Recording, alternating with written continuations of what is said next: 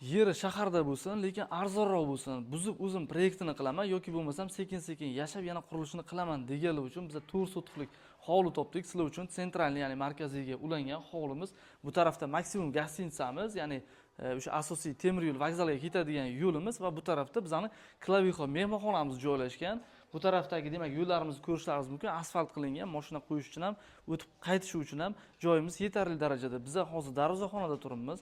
Demak, bu taraflar polni steshka bo'lgan.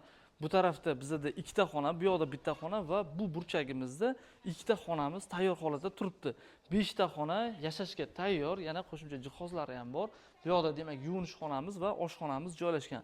Remontlar yaxshi holatda sekin-sekin yashab o'zlaringiz ta'mirlab olsalaringiz ham bo'ladi yoki bo'lmasam o'zlaringizning rejalaringizga qarab loyiha tuzib o'shanga asosan qurilish qilsalaringiz ham bo'ladi. Men sizlarga bitta taklif bermoqchiman. Loyihachi o'z jamoasi bor. Pastda ularning raqamini qoldiraman.